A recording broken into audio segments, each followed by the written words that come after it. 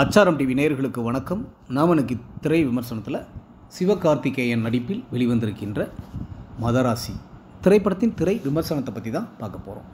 இந்த படத்தை இயக்குனர் ஏஆர் முருகதாஸ் இயக்கியிருக்கிறாரு. சிவகார்த்திகேயனுடன் இணைந்து ருக்மணி வசந்த், வித்யுத் ஜமால், பிஜு மேனன், சாஃபிர் கல்லாரக்கல், விக்ராந்த் மற்றும் பல நட்சத்திரங்கள் நடிச்சிருக்கிறாங்க. இந்த படத்தோட கதை என்னென்னு பார்த்தீங்கன்னா, தமிழகத்தில் ஊடுருவும் துப்பாக்கி கலாச்சாரத்தை வேறறுக்கும் கதை.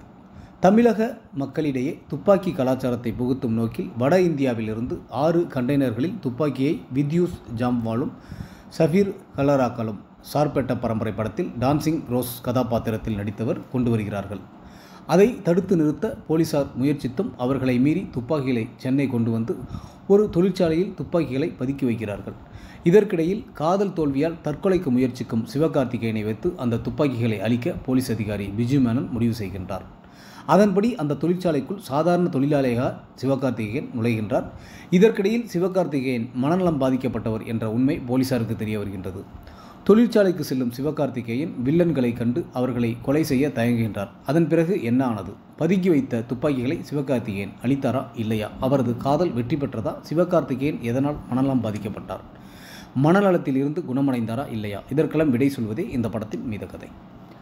சிவகார்த்திகேயன் சண்டை காட்சிகளிலும் நடனத்திலும் நடிப்பிலும் நன்றாகவே ஸ்கோர் செய்திருக்கின்றார். அவரது காதலியாக ருக்மணி வசந்த் சிறப்பாக நடித்துள்ளார்.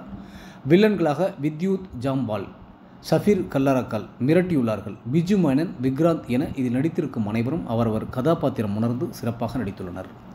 சுதீப் இளமோகன் ஒளிப்பதிவு படத்திற்கு பெரிய பலம். அனிருத்தின் பாடல்கள், இசையும் பின்னணி இசையும் படத்திற்கு வலு சேர்த்துள்ளது. துப்பாக்கி மாதிரி ஆக்ஷன் கதையை ரசிக்கும்படி கொடுத்த முயற்சியுள்ள இயக்குனர் ஏஆர் முருகதாஸுக்கு பாராட்டுக்கள். ஆனால் சண்டை காட்சிகள் மட்டுமே ரசிக்க முடிகின்றது. திரைக்கதையில் இன்னும் கொஞ்சம் கூடுதல் கவனம் செலுத்தியிருக்கலாம். ஒட்டுமொத்த படக்குழுவினருக்கும் அச்சாரம் டிவி சார்பாக வாழ்த்துக்கள்.